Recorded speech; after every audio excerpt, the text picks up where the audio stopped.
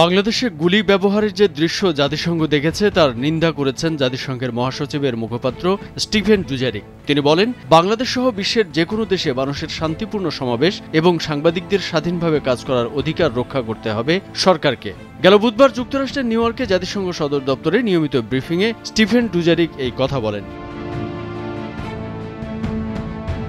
ব্রিফিংয়ের শুরুর দিকে বাংলাদেশ পরিস্থিতি নিয়ে একটি বিবৃতি পড়ে শোনান জাতিসংঘ মহাসচিবের মুখপাত্র স্টিফেন ডুজারিক। বিবৃতিতে বলা হয়, রাজনৈতিক পরিস্থিতি ও সহিংসতার মধ্যেও বিষয়টি সবাইকে মনে করিয়ে দেওয়া জরুরি, বাংলাদেশে মানবিক সংকট চলছে।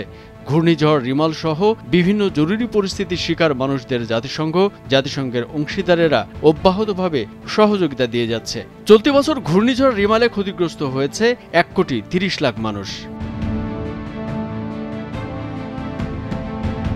এছাড়া ইন্টারনেট ও ব্যাংক বন্ধ, কারফিউয়ের মতো অপারেশনাল চ্যালেঞ্জ সত্ত্বেও জাতিসংঘের অংশীদারেরা তাদের কাজ অব্যাহত রেখেছে।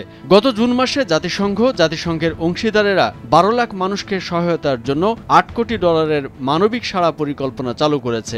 বিবৃতিতে ঘূর্ণিঝড় দুর্গত মানুষ এবং কক্সবাজারে মিয়ানমার থেকে আসা রোহিঙ্গা শরণার্থীদের মধ্যে মানবিক সহায়তার নানা তথ্য তুলে ধরে।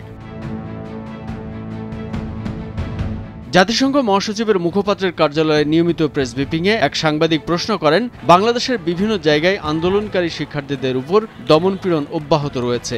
এসব ঘটনা তদন্তে বাংলাদেশ সরকার কি জাতিসংঘের সহায়তা চেয়েছে? স্বাধীনতার অভাব থাকা রাষ্ট্রনিয়ন্ত্রিত প্রতিষ্ঠানের তদন্তে জাতিসংঘ কি সহায়তা করবে, নাকি জাতিসংঘ নিজস্ব তদন্তের প্রস্তাব দেবে?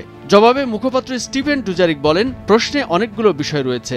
যে কোনো দেশের সরকার যে কোনো বিষয়ে সাহায্য চাইলে জাতিসংঘ অবশ্যই সবসময় তা করতে প্রস্তুত। আর কিভাবে সেই সহায়তা সবচেয়ে ভালোভাবে করা যায় তা জাতিসংঘ দেখে। এ ধরনের বিষয়ে স্বাধীন তদন্ত করার জন্য জাতিসংঘের আইন প্রণয়নকারী পরিষদের অনুমতি প্রয়োজন। সেই সাংবাদিক আরেক প্রশ্নে বলেন, এই ব্রিফিংয়ে জাতিসংঘ মহাসচিবের মুখপাত্র গাজায় সাংবাদিক নিহত হওয়ার বিষয়ে কথা বলেছেন।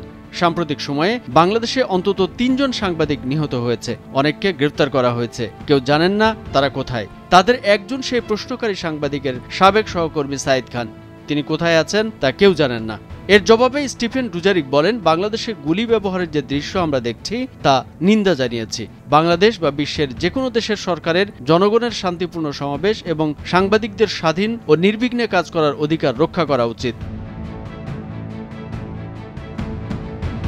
কামরুজ্জামান আরিফ, ভোরের কাগজ।